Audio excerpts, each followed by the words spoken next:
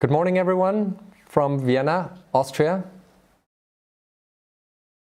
My name is Andreas Wickhoff, and I have the pleasure to welcome you to a little Burgundy session from Austria, together with my esteemed friend and colleague Annette Scarf, who is joining us from the UK today. Normally she is in Singapore, but this time around she's back in her actual home country, if you will, and you are seeing 2/3 of vintage 2012, a moderate yield at the Institute of Masters of Wine. We were only 3 people back in 2012, but we're happy to now, almost having passed 10 years ago. Annette, good morning. Good morning, Andreas, and thank you very much. It's a pleasure to be here with you. So great. So welcome, everybody, and thank you very much for joining us today on this presentation of Austrian red wines. These wines, Andreas and I have handpicked for you to enjoy, to show you what we both believe is a very exciting part of Austria and some things that maybe you weren't so familiar with, so in terms of styles. So if we can just almost move on to start the PowerPoint now. Let's put this into perspective. So Austria, a small country, but still plenty of fantastic wine. So 46,000 hectares of vines, but actually production of about 250 million litres. But putting into perspective, one thing that's special about Austria is that really there's only a very few numbers of the producers are actually growing just very small amounts. So if you take Australia, which has got 4 times the amount of vine under hectare, there's double the amount of bottlers there. So what we're really saying is that Austria is much more boutique and prestige rather than having a lot of large brands there. In terms of the climate, the Austrian climate is very, very unique. Under normal circumstances, I would be skiing every year in Austria, obviously not at the moment, but it's a real climate with a tension of opposites. So we have the impact of the warm Pannonian climate coming in from the east. There's the warm Mediterranean climate coming in from the south, but then you have the moderate Atlantic climate coming from the west, and then the cool air in the east. Well, in fact, if you ski, you drink the wine while you're skiing too.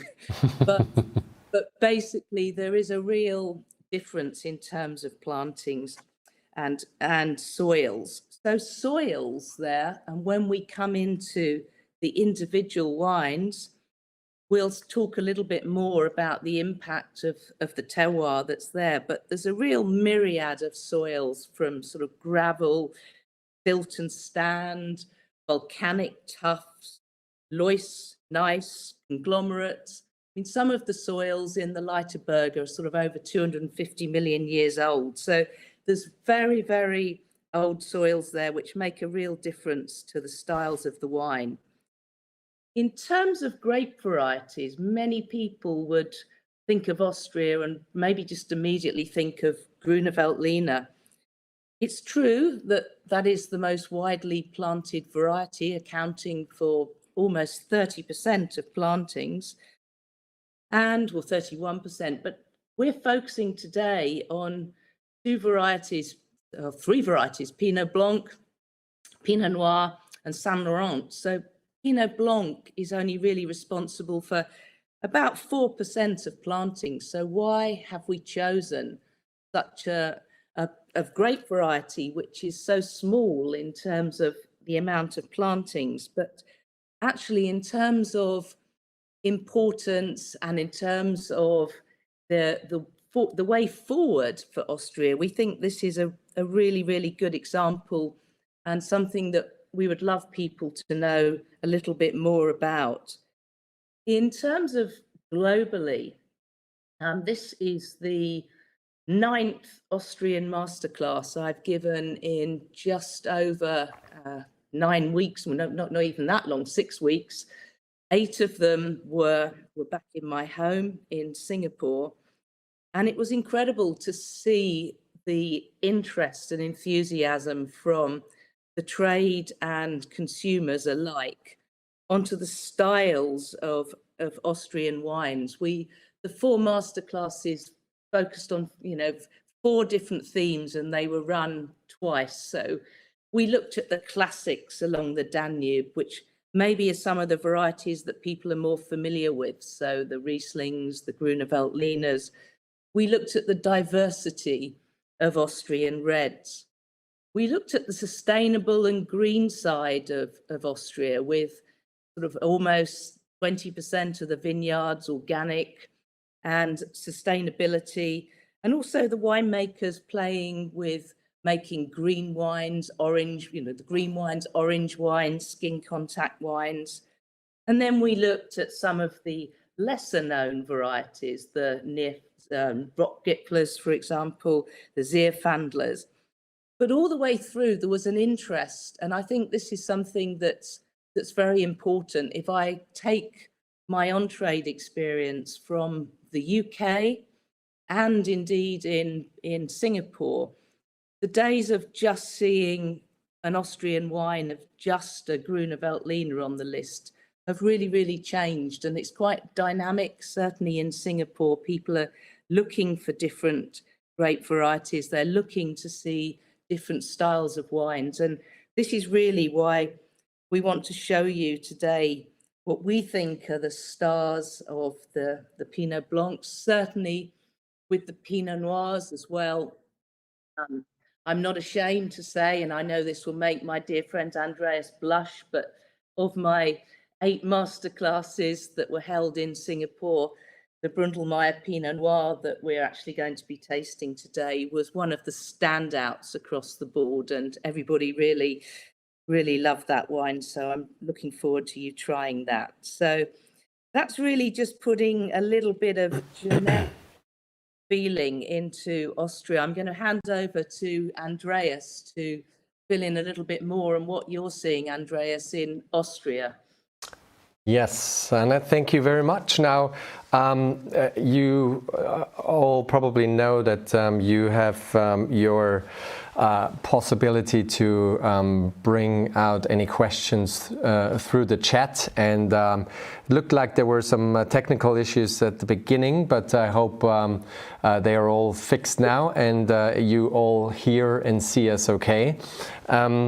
Now, when we look at the map of Austrian vineyards, Annette pointed already out that really most of it is in the northeast, east, and southeast of Austria. Our plantings, all of our provinces, however, make wine. So even going into the far west, bordering Switzerland and Liechtenstein, you will have a couple of vineyards to be found there, but really significantly, of all those that you may know, is actually only Carinthia in the far south, and then potentially Upper Austria as being the ones that might have a little bit more of a significance, apart from the usual suspects: Niederösterreich, Burgenland, Vienna, and Steiermark. Now, yes, we are tasting wines from a small wine-producing country today, and then significantly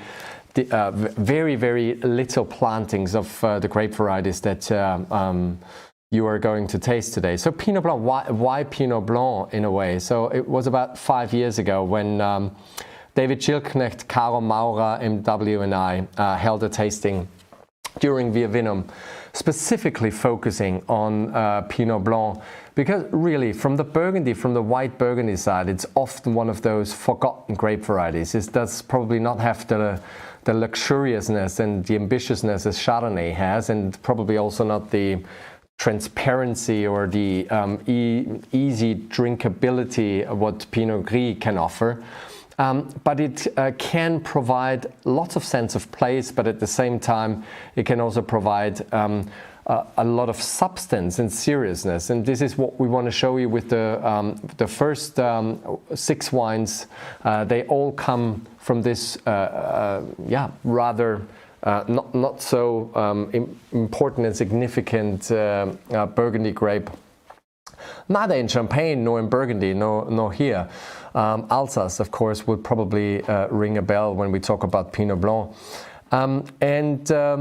We have decided to make flights of 3. So when there is the possibility to have 3 glasses in front of you and taste the 3 wines side by side, that would be fantastic. What we are going to do is having actually several wine appellations from Austria covered, and hopefully also showcasing you a little bit why they taste like this, not only from a winemaker's, producer's point of view, but also from what Annette mentioned, from a climatic point of view, soil point of view, topography, etc. So I guess here we go. We can start with this first flight of 3 with Pinot Blanc from 3 different appellations. We start with the Treisental, moving on then to the Leiterberg appellation, and then also to the Wachau. Speaking of which, all of these have clearly a style associated with the origin. You have heard of our DSC system, took off in the year 2003, and now we basically have 2 appellations left not having this status. The Wachau joined the last with a big array of varieties available, for the good and the bad, I will say. When we talk about the Treisental, the wine number 1, whenever you see Treisental on the label, it can only be Grüne Veltliner and Riesling made in a dry style. That's the appellation law. So while this Pinot Blanc comes entirely from the Treisental appellation, this is not designated as such an origin. Just again to really try and focus on the most important styles and grape varieties available from that specific origin. When we look to Ludwig Neumeier, Ludwig Neumeier is definitely also known for his great Grüners, and some Rieslings that he makes also in the Treisental area. You have the picture here in front of you. Yes, in the back you actually see the Danube River. So from a map point of view, we are basically south of the Wachau. We were going down to the capital of Lower Austria, of Niederösterreich, which is called St. Pölten. And in between the Wachau, the Kremstal, and St. Pölten, the province, is where you find the Treisental area and Ludwig Neumeier's winery. This wine is called der Wein vom Stein, the wine from the stone. You can probably imagine what the soil looks like for this Pinot Blanc vineyard. So rather poor soil conditions. 2019 vintage, speaking of which, in Austria we have what we would call the law of the 9 series. So all vintages ending with a 9 in the last 4 decades is certainly of very, very high quality. So you can't really go wrong with neither the 99, the 2009, 2019 vintage. And so it was with this last 9er. I can't really say, we were often asked, is it a Gruner or a Riesling vintage as a producer in the Kamptal? 2019, you can't really pick a grape variety because everything just stood out for itself. So this is 2019 vintage, Der Wein vom Stein from Ludwig Neumeier. Annette, you have tasted it? Yes, I have indeed. And I think this is, for me, one of the styles which really shows Pinot Blanc in its purity of fruit. It's very fresh, mineral driven, very precise, really expressing the grape variety, but without too much influence of winemaking in there. So just simple is probably always sounds a derogatory word, but I think I don't mean it in that sense, but it is really just a good example of how a Pinot Blanc should taste. I would definitely agree on this in that sense that we say this is a sort of classic example of Pinot Blanc. what is Pinot Blanc about? It's not about a lot of overtness or great aroma intensity. It's more on the restrained, quieter side in a way, and you find just delicate hay, flowers, floral notes in there, maybe dried herbal components. Certainly the acidity is not aggressive. It's rather on the milder or on the moderate side.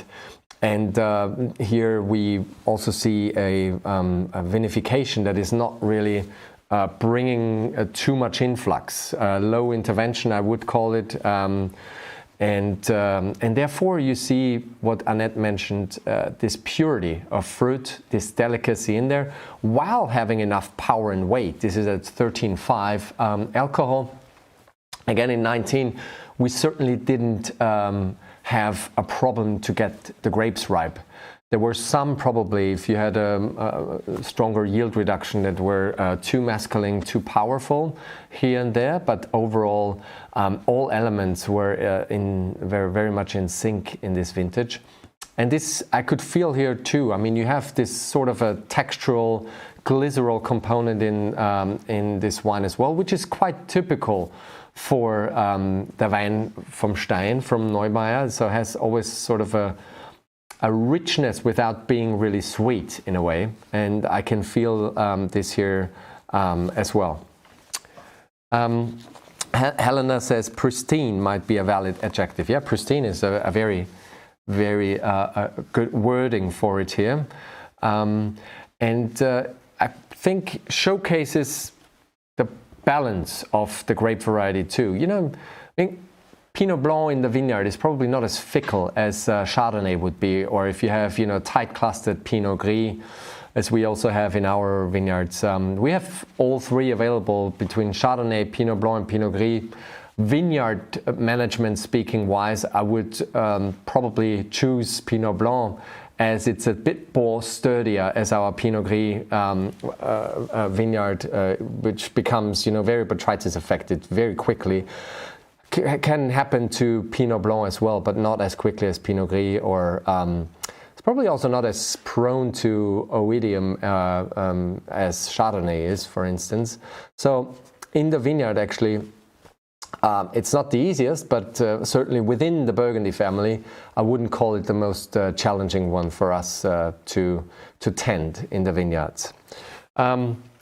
Anything else you might add, Annette, to Der Wein vom Stein? I don't think so. Not on the first one. I think we can move on to the second wine. Maybe, I don't know if we have the map just for our viewers and tasters where the Dreisenthal is. It might be just worth mentioning again. So wherever you see the Austrian flag here, this is where the Dreisenthal is located. I was a little bit picky when I first got the slides, because I said, oh no, this is not where Neumeier is.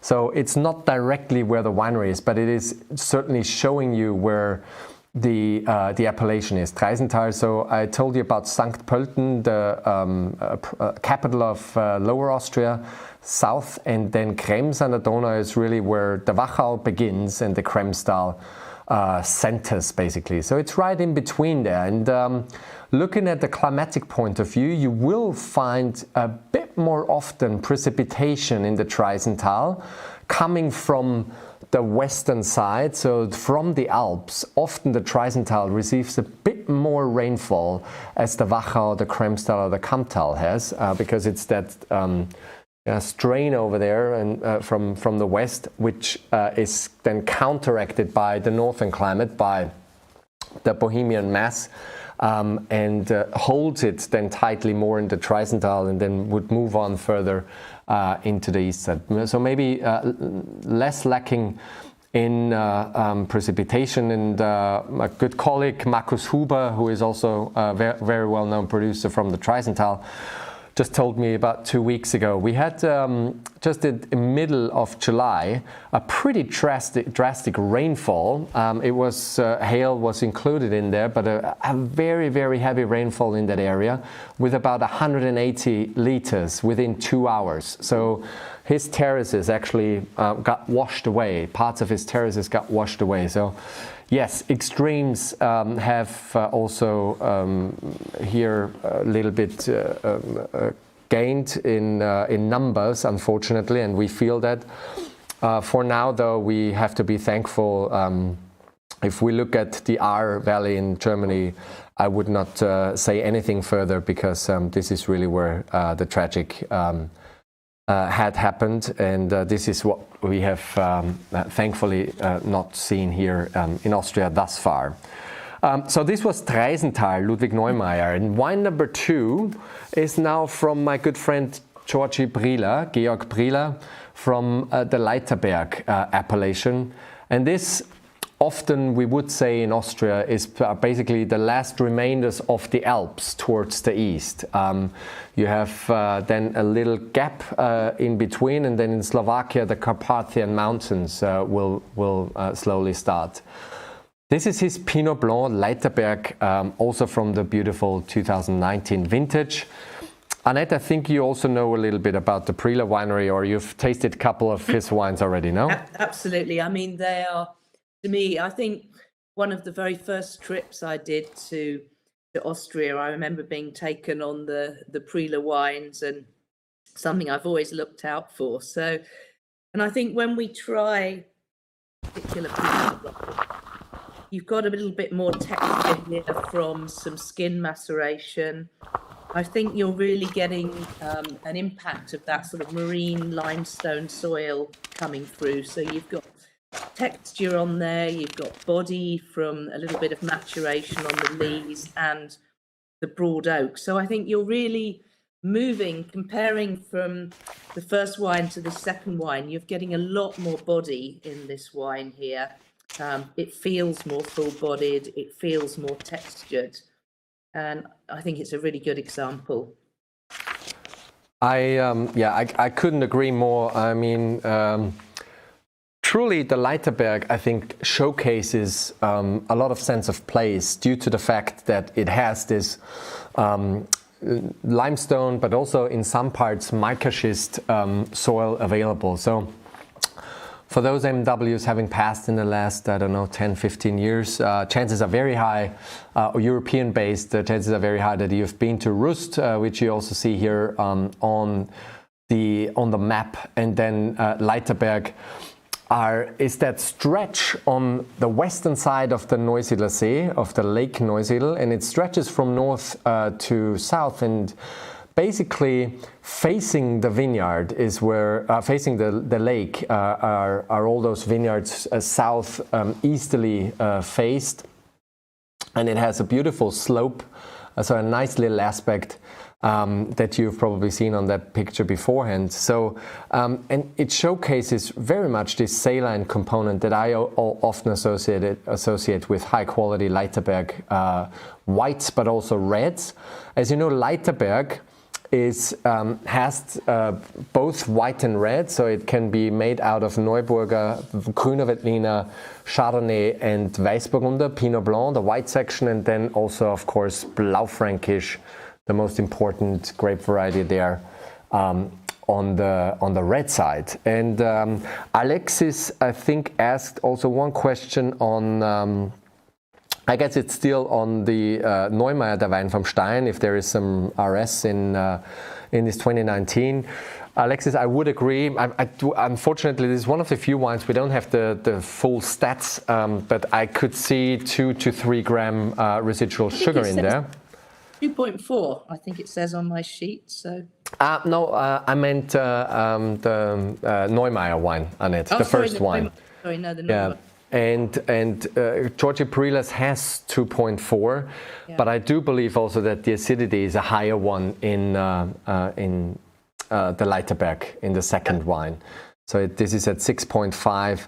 if there is RS, as I mentioned with the Neumeier, you always have this textural / glycerol component. So certainly on the 3 gram per liter border, I could imagine. I apologize that we don't have the full stats here, but this is what I could think of. Also tasting old Neumeier wines and aged ones, mature ones. So this is Leiterberg, and I really think there is a clear difference in terms of the profile on the palate. This has to do with the origin. This has to do with Leiterberg as such, with this saline, more crisp, crunchy component, and then also, of course, the way the wine is made. Annette mentioned there is some skin contact involved. I wouldn't say there is a real grippy component in that wine. Would you see that, Annette? Not grippy, just the skin contact giving a bit more texture and body, not a sort of solid grip on it. So just making it a little, for me, a much more of a food wine than the Neumeier. Just something that could go very well with foods. Certainly from a Singapore perspective in there, this wine is something that is very much appreciated with a lot of our Asian cuisine on there. So yeah, no, I agree. And while Burgenland generally, as you know, is associated more with a warmer climate, it's our sort of red wine center of Austria, we should consider that the Leiterberg certainly displays and sees a macroclimate that has some cooling effects from these last stony remainders of the Alps, and then also from the winds that you have there. It doesn't really chill down at night as much as you will probably see in the Weinviertel, Kammtal, or the western parts of the Wachau, but you definitely have that more refreshing Burgenland component in the Leiterberg wines, as opposed to the eastern side of the Neusiedler See, to the Pannonian side, on the Heideboden, for instance, close to Gors, is where it's certainly a bit warmer. I truly think a very fine example from Prieland. He's definitely among the most well-known Pinot Blanc producers from Austria. His father, however, I guess, put the winery on the map a lot with the reds too. Great Blaufränkisch.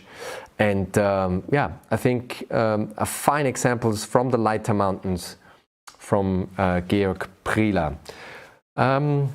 Looks like there are no questions so far regarding this wine. I think maybe just the other thing to point out on there, which is elaborating on what you were talking about before, you'll notice on the technical sheet there for the viewers that it says Leiterberg DAC. So as Andreas was pointing out before, whereas the Neumeier came from the Tricental specific area, Tricental is not a DAC for Pinot Blanc, but Leiterberg is. So I think this is something that can be quite confusing for people. Andreas, I know you sort of live with it all the time, but I think for generally people do get confused with why sometimes you can have a DAC and sometimes you can't when it's different grape varieties. And we'll see the same thing when we come on to the Wachau in wine number 3, because of course the DAC was only established in 2020. So, and as of 2019, this couldn't be a DAC anyway. So. No, that is correct. But with the 2020 vintage, and it's good that we have this as a third one. They sort of chose the best of the two worlds. What you just mentioned, basically, is rightly you said, Tricental, this Wein von Stein has to be Niederösterreich quality wine appellation, and Leiterberg, for instance, however, could not make a Riesling on there. So this is also a law. It's just like, with Gros Hermitage Blanc, we also cannot play around really with Sauvignon Blanc. So those are just quite straightforward and clear rules. And the same the Wachau has done in a way, but with a with a broad flexibility, let's put it that way, in terms of grape varieties, because they have not narrowed it really down in when you name your wine a Wachau quality wine in terms of grape varieties. So they still can play with a lot of different grape varieties and still have Wachau on the label. The same goes here for Weißburgunder. What they cannot do at this point in time anymore with the 2020 vintage is have a single vineyard Weißburgunder, because the pyramid will say with the Wachau single vineyard wines only from Grüner Veltliner and Riesling.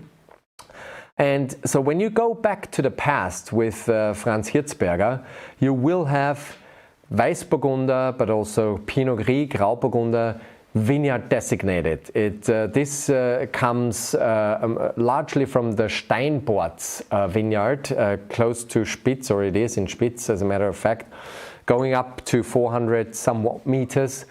And now he already, took care of taking the vineyard name away. So with the 2019 vintage, even there is no vineyard designation really on there, due to already knowing that the DSC system will come into full.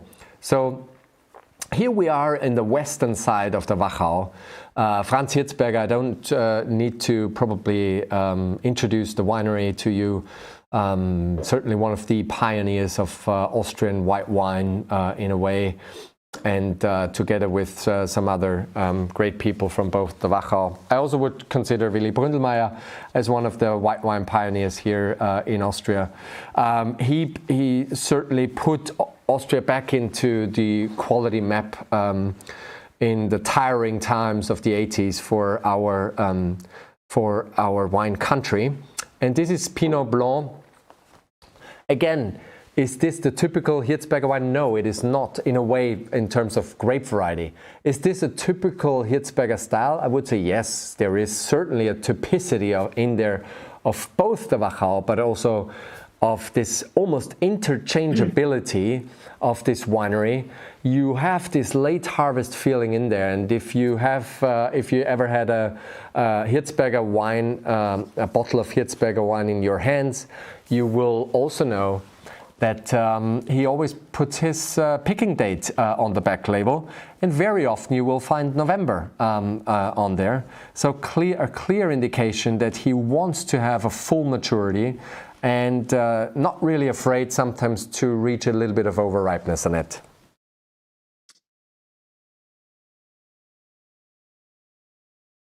You've known these wines too for a while, no, Annette? Absolutely. And this is, as you said, producer-wise, this is very, very typical on there, with always that late harvest style. You're picking up sort of a little bit of botrytis on there, rich, full-bodied, honeyed, spicy, tropical fruit on there. A really very different style again of Blanc.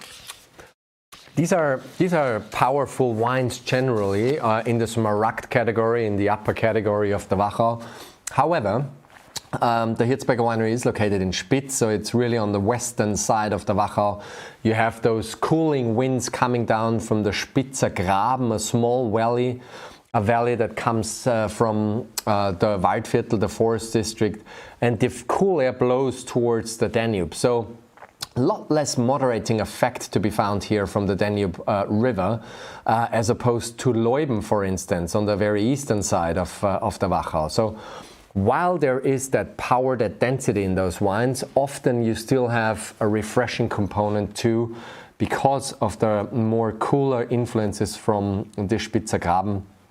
And Hirzberger crafts it well. Again, I think, speaking of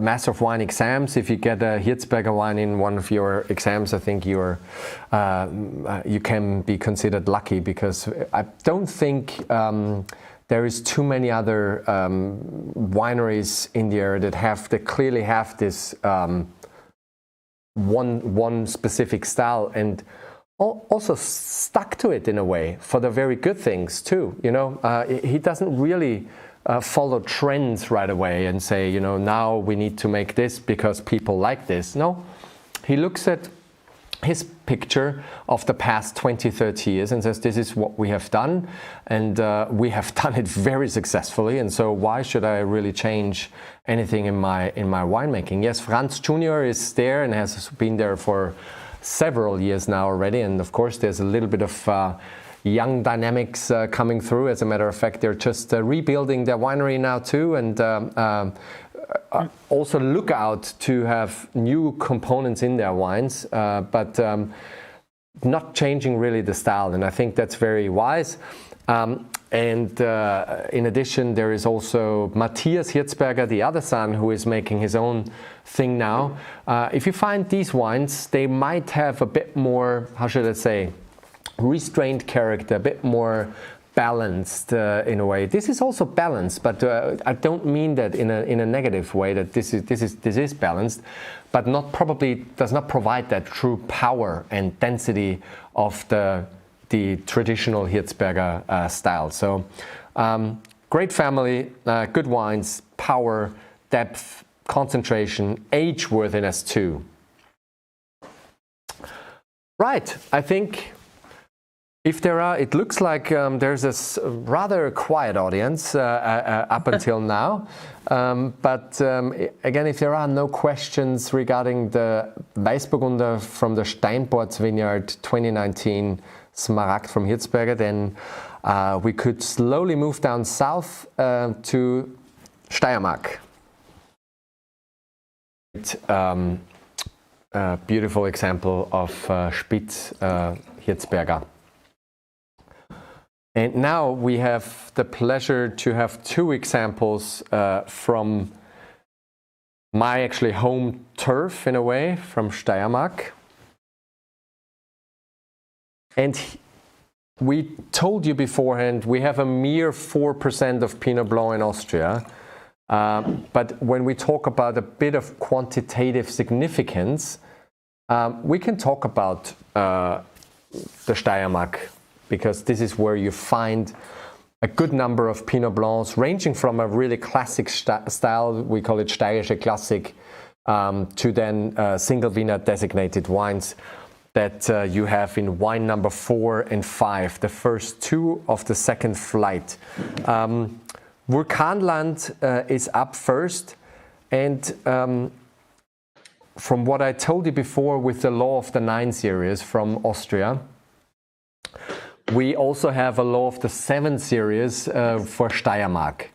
So anyone getting his or her hands onto a 97, a 2007, a 2017 Erste or Große Lage from Steiermark is a lucky person, because those are truly grand vintages, and we have one 2017 example here from Christoph Neumeister.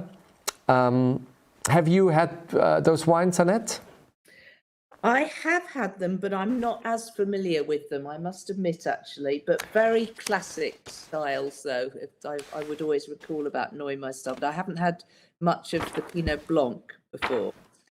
But yeah, Neumeister to me is a very classic producer, very classic style in there. That is true again here, and I think this is also where we can consider ourselves in Austria very lucky, is the new generations have come afore in a way with many of those top producers. So with Christoph Neumeister, I mean, he's not a young kid anymore, he's already experienced now, but within the last 10 to 15 years, all of these sons and daughters from the top Styrian producers have really, really worked very hard to identify the style of Steiermark even more precise and more profound. So while their fathers have really looked for a lot of expressiveness, a lot of aromatics, and also approachability in a way in the 80s and onwards, they have then looked, okay, well, we don't want our wines to be that blousy, really. We want to have them rather on the moderate side in terms of intensity, but with great meta and a good finale in the back end with longevity in terms of aging capacity. And I think they have really succeeded very well. Wine number 4 and 5 is actually a married couple. So Christoph Neumeister and Katharina Tinacher, they are married, have now one beautiful daughter. And those are now the ones that have basically taken over these beautiful estates that their parents have grown over the 20 years in the 90s and in the 2000s. And now I think are bringing out a little bit more of restrained character. And speaking of viticultural practices, Annette, you pointed out Mediterranean, I would also call it Adriatic influence from the south is certainly a lot more prevailing here in Steiermark. This also means a higher precipitation. There's a reason why Steiermark is called the green heart of Austria, because basically everything can grow there. It's also the apple orchard center of Austria. I was going to say, Andreas, the only times I've ever visited, I'm afraid it's rained the whole time, even in the summer.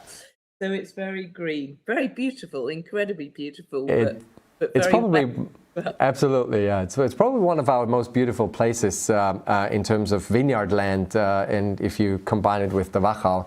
But they have challenges with downy mildew for sure. We always say up in Lower Austria, the Styrians are the experts for downy mildew because they basically have to face it every year. But even when you look at now Neumeister and also at Kati Tinacher, at Sattlerhof, at Thement, all of them have now changed to organic farming. So they again have said, let's take the next step. I know it's hard, I know it's very challenging and tiring, because also when it comes to mechanical farming, we're not talking that everything can be mechanically farmed. We have superbly steep vineyards in those areas, so it's really very difficult to farm there with lots of machines, but they have now all changed to organic farming like Neumeister. This is the Riedklausen 2017. And again, here we have, for Styrian terms, a little bit of a traditional vinification, sort of an overnight maceration. So they let the grapes sit in the press for overnight, and then they start to press it off. So a little bit of a maceration time. But then they age it in big traditional oak casks. And I think, Andreas, while we're talking, you mentioned earlier about ageability. And I must say, when I've had the opportunity to travel to things like Vivinum and go to a number of masterclasses, and I know you and I have talked about this before, things that the Lagnatica, I think you said you've had wines from a couple of decades ago when you were tasting with Karameyer IMW. So I think that's something that's worth mentioning, certainly because I believe, certainly when I was holding masterclasses before, there was a belief that Austrian wines, certainly the white wines, should all be drunk young, and they weren't suitable necessarily for long-term aging. But fortunately, I've had the opportunity to disprove that quite categorically, and I'm sure you've got many examples as well of some of these wines to show what the ageability is. You mentioned ageability, but I think it's worth putting that into context. I totally agree on this, and I mean, we're talking here about wines that are so rare anyhow, but who actually would first of all consider Weißburgunder Pinot Blanc to be age-worthy and to make it in a very serious style? Not many people do that, but yeah, with this tasting in 2016 with David Schildknecht and Caro Maurer, we had the pleasure to go back to 1983 with Lagna-Tinacher's Weißburgunder. We had a 1992 Hiedler, a 1992 Neumeier, der Wein vom Stein, and yeah, David Schildknecht is a real Pinot Blanc fanatic, and so was able to get this great lineup there. And yeah, in Styrian terms, we have several examples of this. And Dermot, hi Dermot, is asking to explain a little bit the 1 SDK designation. Yes, this is a little bit. I'm sorry, we are a bit complicated here in Austria when it comes to classifications and designations and so forth, but I think we're still on a good roll when it comes to maybe classifying vineyards at some point, maybe on a national scale. We're working on that here and there. The 1 SDK, so the SDK is an association. Think about it a little bit in VDP terms, but only for Steiermark. Yeah. So VDP, and they classify their sites according to the Erste Lage and Große Lage. And if you have 1 SDK, it's a Erste Lage. It's a classified Premier Cru site with different relevance factors that they consider, you know, historical relevance, quantitative relevance, qualitative relevance, intersubjective, subjective, so with journalists there, but also with producers, and look at this over, you know, the last decades. And so they have classified this, these vineyards into Erste Lage. This is 1 SDK, and then it's GSDK. If you see that, this is Große SDK Lage, a Grand Cru. So these are basically the best sites, and with different laws, private laws that they have installed for themselves when it comes to yield, when it comes to, well, everything is handpicked obviously there, but it has to be yield controlled, stricter than the national law says. And this is what 1 SDK, 1 SDK is about. So it's an association of different producers, of some of the best producers. Well, best is always subjective, of course, but they are certainly among the top producers from Steiermark. And here you will say this, you see this designation 1 SDK. Alison sees that number 4 is showing not as well oxidized. I can't confirm that here. Mine looks fine. I'm sorry. As you know, I mean, this is, but I think it's done in a very professional manner. It's done with argon. These guys normally sort of know what they do, but of course things can happen. And then Alexis also says number 4, mine is fine. So yeah. Maybe Alison, the Rheingau air is doing something to this Pinot Blanc, which is just wants to have a bit more Riesling in there. Or mine is fine in London, so it's unfortunate. Anyhow, this was Ried Clausen, and here we talk about volcanic soil, but also then Opok. And Opok is a calcareous soil type with fossil limestone basically in the Ried Clausen.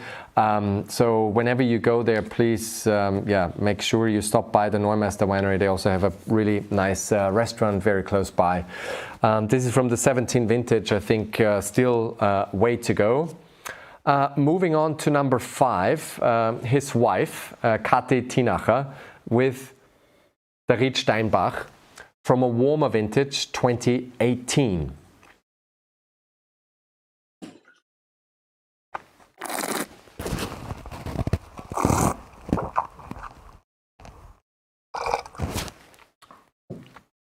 So they both live in Gamlitz right now. So Christoph always has to travel to his winery because Kathi Tinacher's winery is located in Gamlitz. Gamlitz is really sort of one of the centers of southern Styria. So between wine number 4 and 5, you have 2 different appellations. Yeah, Vulkanland, and then also Südsteiermark in wine number 5. So we go even further south.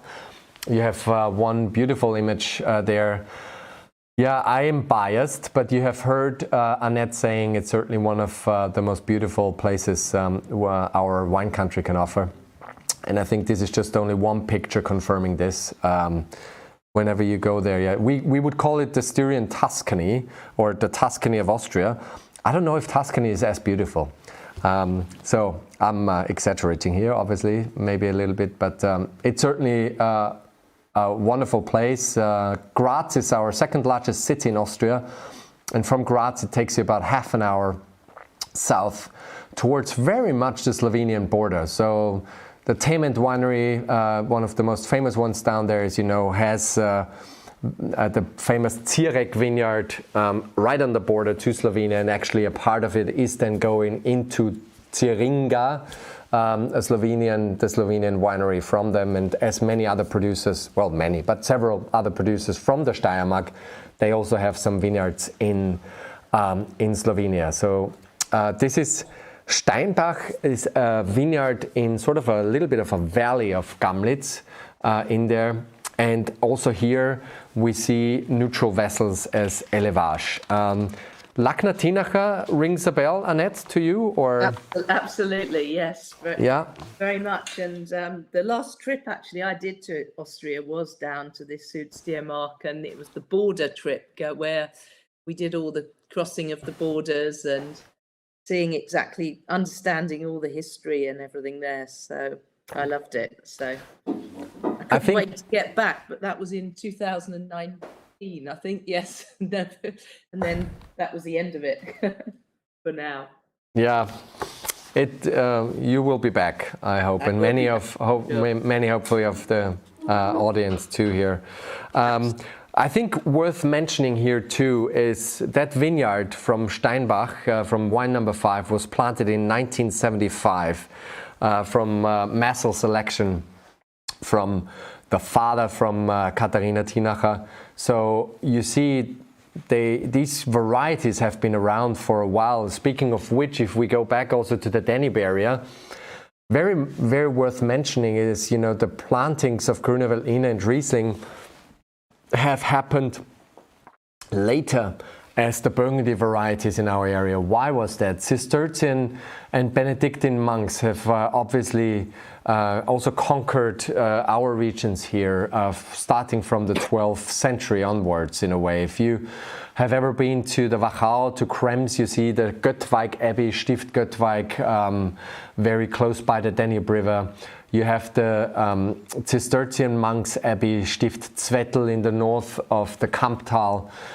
So a high influx of Burgundian monks early on, and they brought, of course, also their varieties there.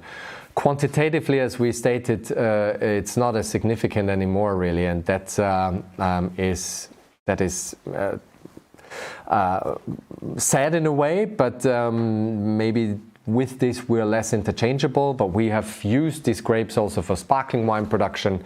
And in the south, in Steiermark, you have this array. You know that Morillon is their synonym for Chardonnay, again an indicator that there was a clear direct link, more or less, to the Burgundian side. As you know, Morillon can also still be found, the old name, in the Burgundy side, and also some parts of southern France. Now, moving on to wine number 6, because we want to go on to our red side too. We're actually coming to the place I work now, in the Kamptal, to the Hiedler Winery. They're neighbors of us, of Weingut Bründelmeier. And this Maximum has always been around as one of their signature wines of Weißburgunder. Comes from a vineyard, Schenkenbichel, also sort of a Erste Lage vineyard in the Kamptal. And Maximum will probably also tell you that it's not a light wine per se. And I think Hiedler was, I believe, some of the first people to really plant Pinot Blanc in Denmark. Is that correct, Andreas? One of the very early pioneers of this. That's absolutely true. And he used to make single vineyard designated Pinot Blancs from Spiegel, from Schenkenbichel in the 80s, in the 90s. He tried to establish this style very much. And we do still have, you know, some good plantings of Grauburgunder and Weißburgunder in our area. Yet again, quantitatively, they're not really very significant. But you see that Meta, this extract, here we are in the Kamptal. We are moving up about 1 hour northwest of Vienna, where I'm sitting at this point. And here we have a higher influx from the north, from the Czech Republic, the cooling winds. And this, however, certainly was also later picked. A great example with good extract, very much tension, matter. And again, I think in the 2016 tasting with David Schilkling and Caro, we had 2 examples of 1992 Weißburgunder from Hiedler, and they were singing. They were still very pristine. And yeah, okay, Alison is confirming, I guess. I tasted a 25-year-old version about 10 years ago with Ludwig and Maria. Unfortunately, Maria passed away. It's a very sad story, but with a wonderful runny Vacherin de Mont d'Or, yeah, the wine aged beautifully. Very good pairing, I guess. If you have ripe cheese with such an aged Pinot Blanc, it can get close to heaven. And again, I think this wine really shows the warmth of the 2018 vintage. So there's a lot more ripeness, isn't there, in here? Not just from the late picked, but it's the vintage as well. For sure. And it's funny if I say that, but I think there is sort of a Kamtal feeling to it. I don't know. There's also this delicate hay, a nice floral component, and bit of a ripe green apple. Mm-hmm. But quite complex for Pinot Blanc, I think, and there's certainly good concentration in there. Okay, we have 6 more wines to go, and we have half an hour, so I apologize that we have to move on now to the next wines. And yeah, Pinot Noir. If we talk about 4, no introduction in terms of the variety, but in terms of, I think, Andreas, I know we've got some different examples across the wines that we're showing today, but just generally, I think it would be useful if you could tell us what the trends are for Pinot in terms of, whole bunch, whole cluster, what's going on in Austria? What are the young people doing? What are the traditional people doing? Because I think that's quite interesting. Yeah, I think it shows you probably really well with the next flight what is happening, and how maybe styles have remained to some extent. I think there is certainly a view that using whole bunches in years like 2017, 2018, where it was rather on the warm side, is certainly useful to lend the wine structure, to give it a bit of a lift, an aromatic lift as well. In our wine, we, for example, use up to 50% whole clusters now in the warmer years, like 17 or 18. And then still there's also the tradition where everything is destemmed and also seen as a quality symbol in a way. I think the question is always when to pick. You still have stems in there sometimes that have a greenish tinge, of course, because once the stems are brown, then the grapes are not good anymore really for Pinot Noir, because then they're just too ripe. At least I see it that way. So in a sense, you need to be careful with how much you play with the stems. But I guess in the Danube area, where I see the highest potential for Pinot Noir, and that is Kremstal, Kamtal, the Wagram, but also the Weinviertel in a way, up to Vienna. There are some specialists there too. You see certainly a bit more people using whole clusters with our Pinots. However, wine number 1, Schloss Gobelsburg, is still more sort of on the destemming side of things. The castle celebrating 850 years of existence this year, so it's, I believe, the second oldest winery in Austria, if I'm not mistaken. So But truly, we only can look at, say, the last 25 years very seriously to Weingut Schloss Gobelsburg, when Michi Mosbrucker and Eva Mosbrucker took over and have now managed this winery for the last 25 years with very high quality consistency in the Gruners, in the Rieslings. But more recently also, I guess, in the Pinot Noir regime. And this is 2018 vintage Reserve, Reserve, a vintage for the Cantal, which certainly was one of the hottest on records. I think for us it was the hottest on record. So go look for it and remember that this is a very hot vintage. And I think this wine should still show very restrained or at least balanced characters for Pinot.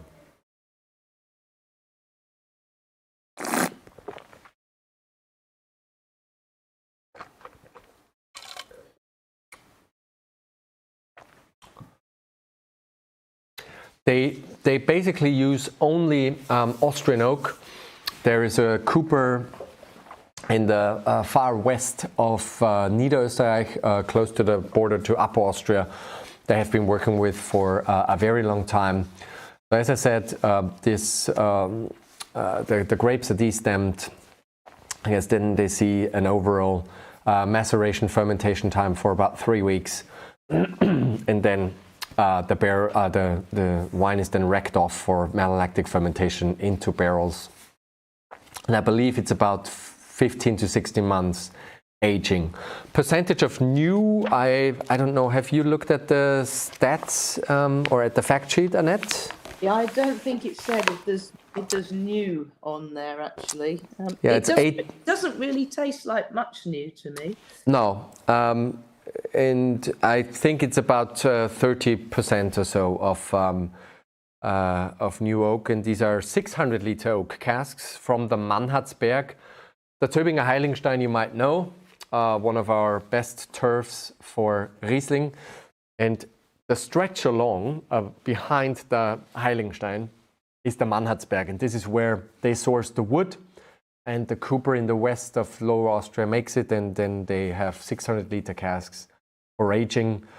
Now it says 18 months now. I thought it was 16, but it's okay. 18 months, a year and a half, and then this gives them enough time, like with the second examples, like our Pinot Noir, to bottle this wine unfiltered. Also ours is unfiltered. And yeah, for us, as I said, we used here almost up to 50% whole clusters. We then have a 2.5 week fermentation maceration. Comes from one Lyra-trained vineyard, Lyra, on the Käferberg.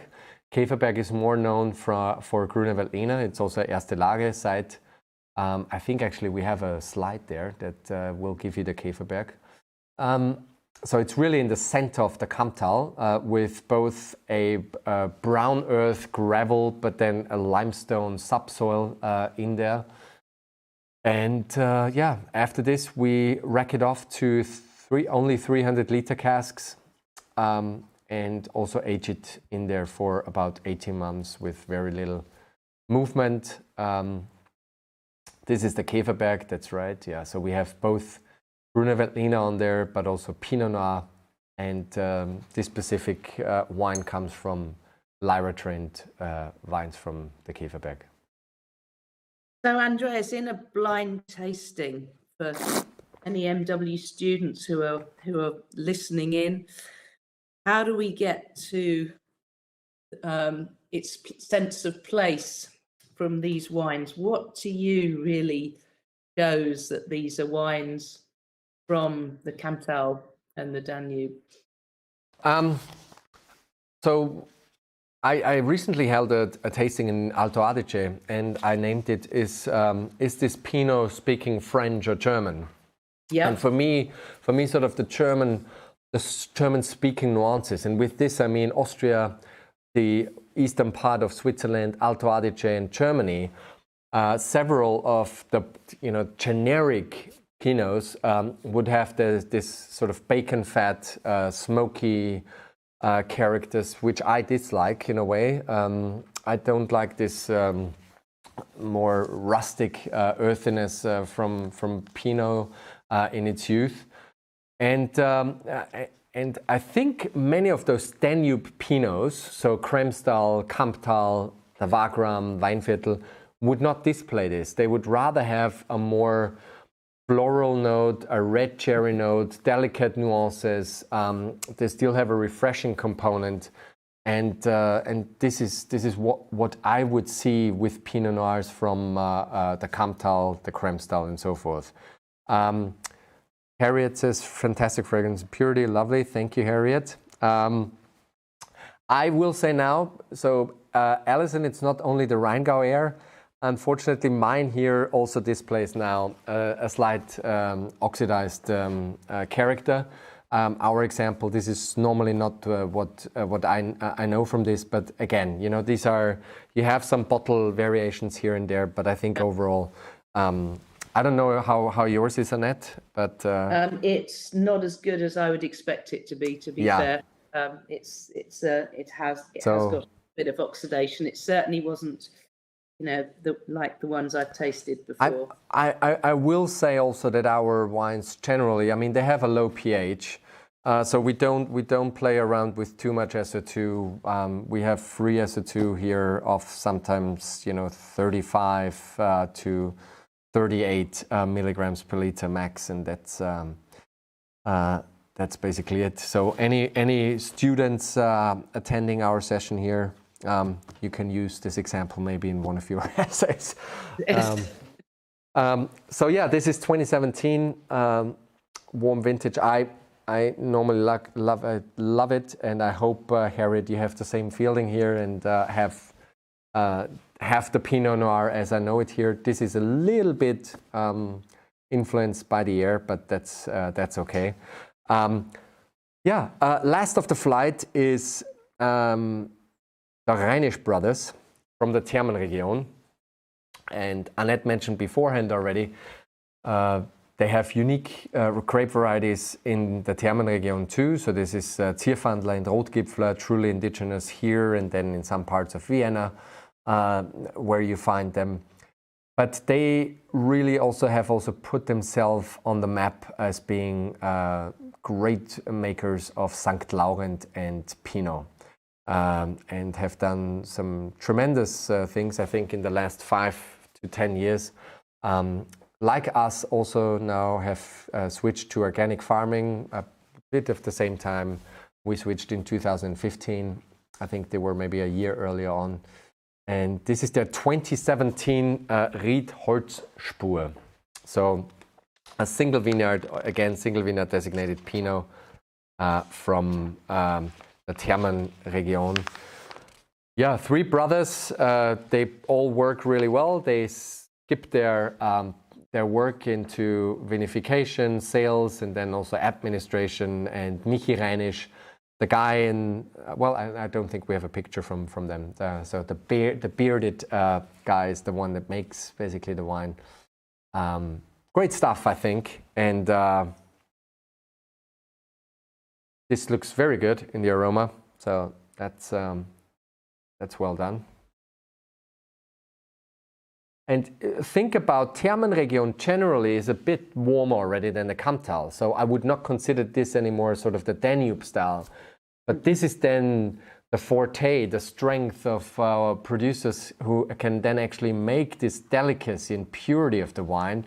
And I think the Rheinisch brothers have done this in the last years. This is the vineyard Holzspur close to Tattendorf. Tattendorf is where their winery is located.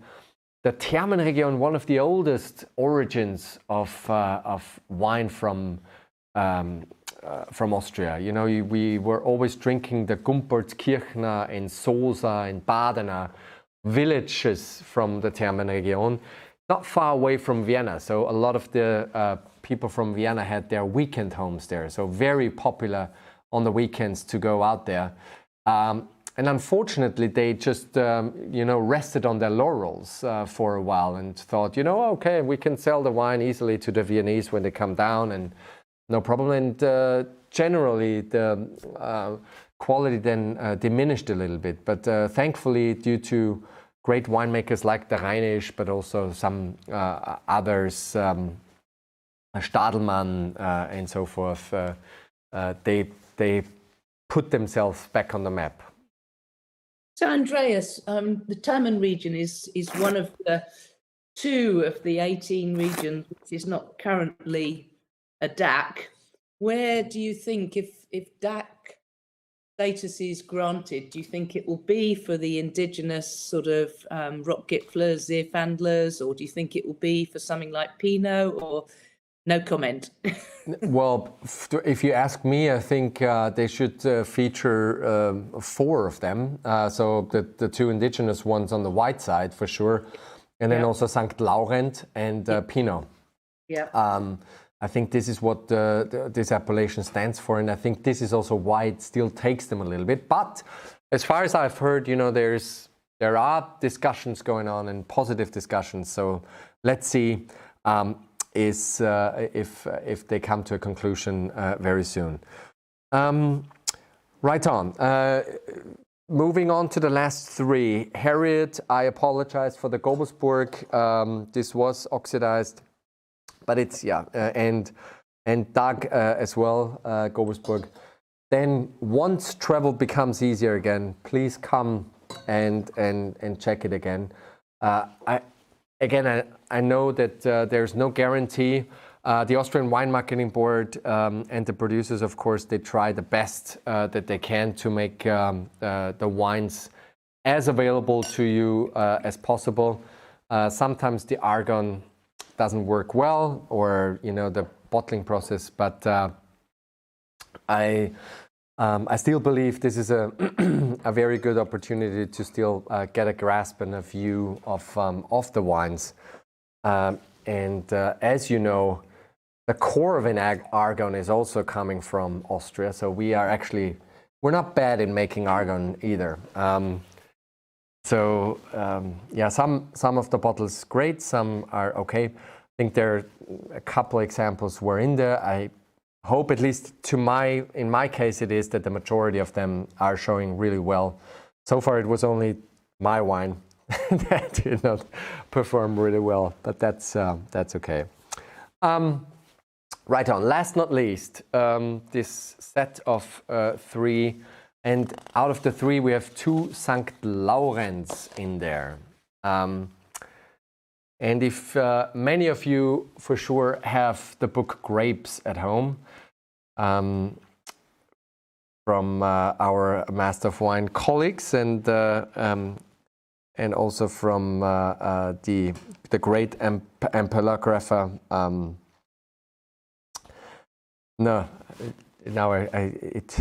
Please help me. Annette, do you?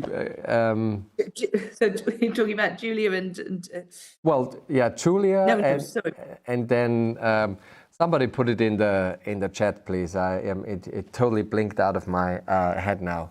Jose Vuyamos. Now I have it. Right. So even if not while not looking, but when you look in that book, St. Laurent is in there, and there Jose states that it's not confirmed yet, that the DNA profiling is not confirmed that there is a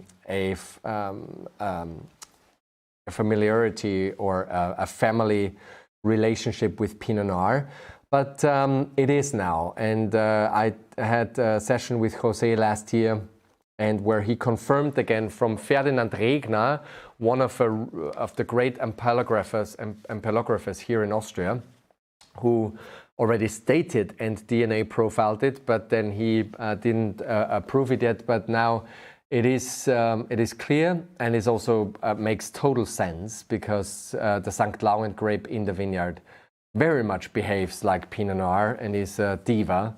Tight clusters, botrytis, rot potential is very high.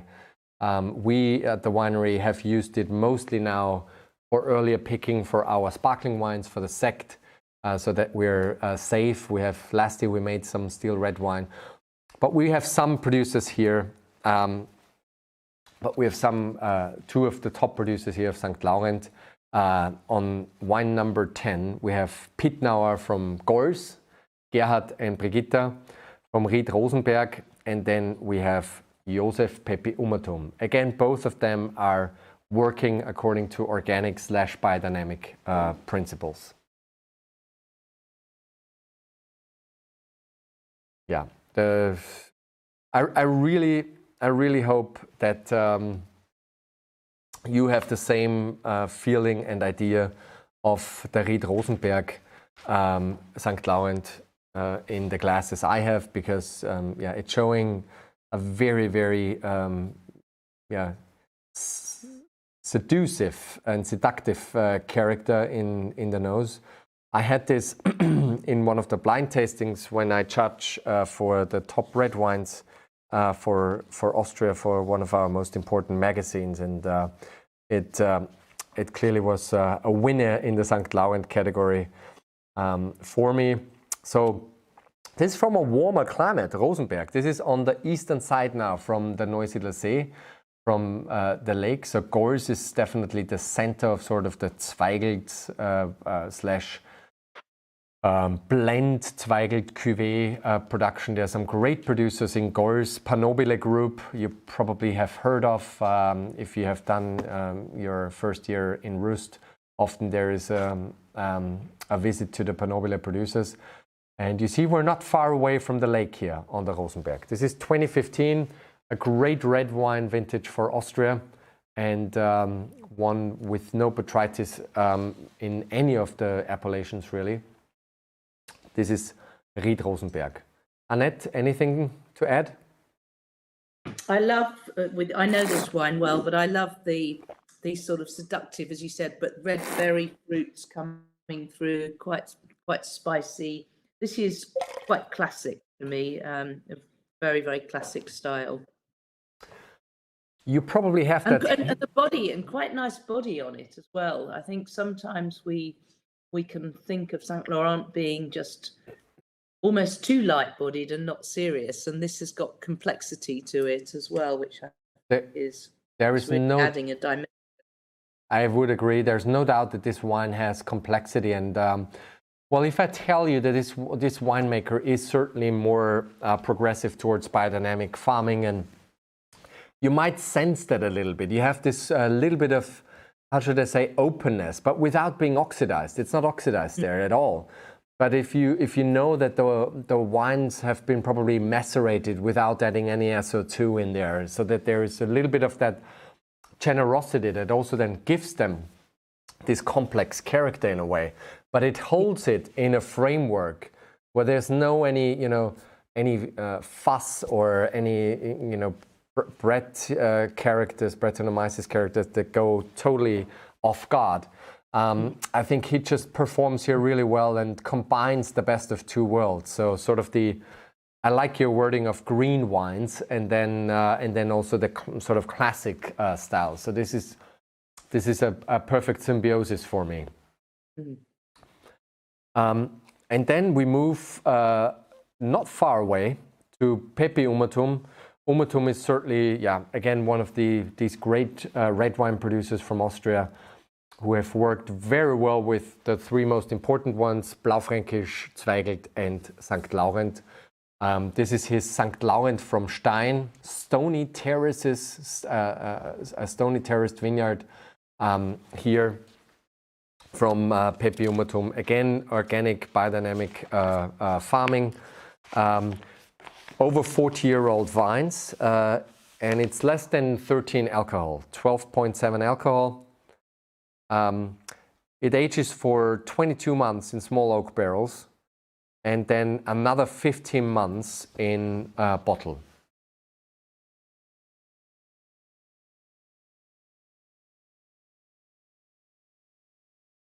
And this single vineyard site is one of the oldest vineyards there as well in that area. Yeah. His idea is that St. Laurent is probably selected from Cistercian monks from Pinot and then brought to the area in the Middle Ages. Actually quite a long time ago. A very balanced wine, probably less outspoken or less structured than the Rosenberg, but with a great elegance and enough equilibrium, I think. And I know these wines can age, and we're talking about 15, 20 years without any problem. Again, an organic biodynamic approach from Pepiumatum. A lot of hand manual labor done there. While in Burgenland you can use quite a lot of machines, but this is again the map here on the eastern side, really not far away, but 5 minutes drive from Gors to Frauenkirchen, where his winery is located. And I think, as you were saying, Andreas, to me, this is still really quite youthful. I mean, considering it is sort of almost 6 years old almost, there's a lot of freshness to it and vibrancy to the wine, which really shows it's got, to me, a very long aging window, a very long drinking window. There's no doubt. There's this refreshing component in there. There's this acid element that keeps the wine very fresh and crisp, even coming from a warmer year. And speaking of which, we have our last 2015 from the Kremstal. And this is from a very good friend also, from Michael Mallat. Michi Mallat, 2015, his Pinot Noir Reserve. So this is a very beautiful picture here on the Göttweig Abbey. This is from Benedictine monks, not far away from the Danube. So we are on the other side of the Danube, not where the Wachau main villages are. Mautern is in the next village where Mallat is. Mallat is in Furt part. And his father, Gerald, was basically one of the first, he was the first to make grower sect sparkling wine according to the traditional method. And they have played around quite early on with Chardonnay, with Pinot Noir.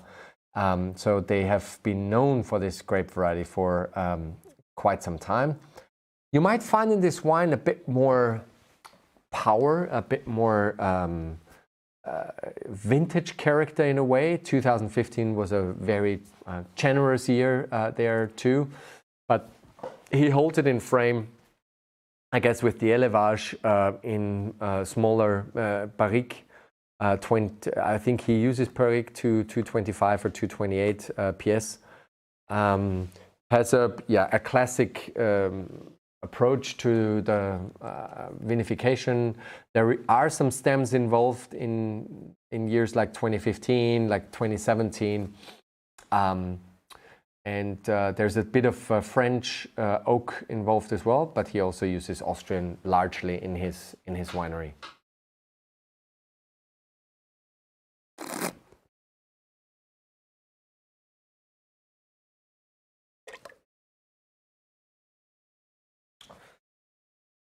Here in this vintage, maybe sort of the first Pinot where you have more of this darker red fruit core.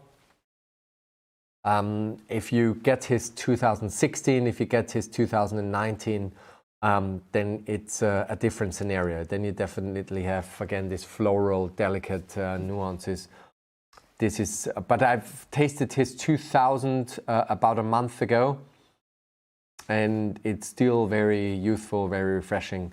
Showcasing again, I guess, the capacity of also this rather rare red from Austria to age. And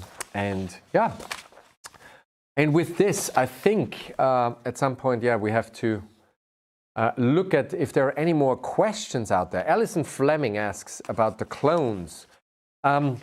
Alison, I know from the Mallat winery, they recently have planted 777 again, but they also have a Messel selection from their own clones, the best vines where they took the cuttings and then went to the nursery. So sort of Austrian material in a way. Then you always have here and there a couple of producers, you know, who claim to have gotten some of the small domain in Von Romanet, those clones. Ourselves, we use in the past we have used 777, 115, 114.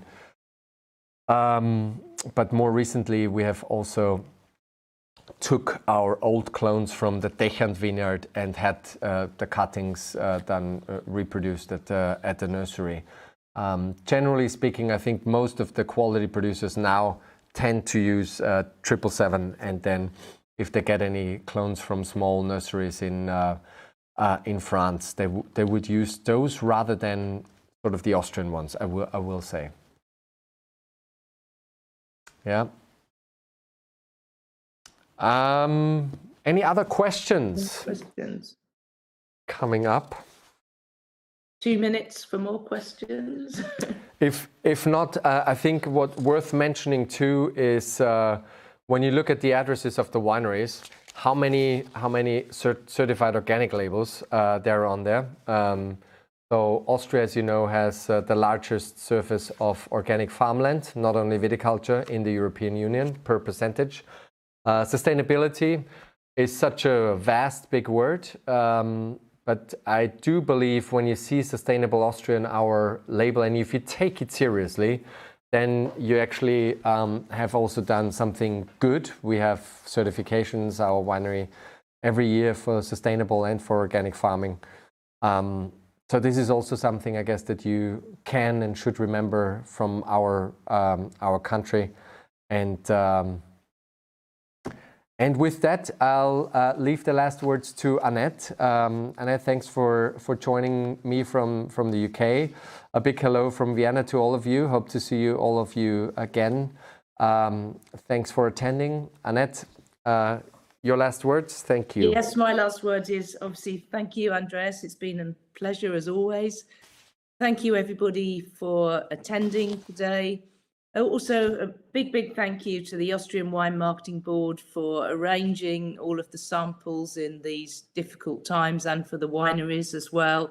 Apologies for those of you who feel some of the samples were not in pristine condition, but I have to say, I know the challenges even getting the wines into the UK with the Brexit challenges and wines being held up, and I think it's been a fantastic job to actually get this done. We didn't want to do the tasting without any wine in front of you, so hopefully you'll forgive us for any of you that did have a few samples that didn't quite meet your expectations. But in terms of getting to Austria, I'm sure on behalf of the Austrian Wine Marketing Board and on behalf of Andreas, I know that we would all be very welcome when we can all start traveling again, and you can really see the great things that Austria is doing, and help spread the word. As I said, in Asia, in Singapore, Austrian wine's getting a real kudos sort of on the stage, and people are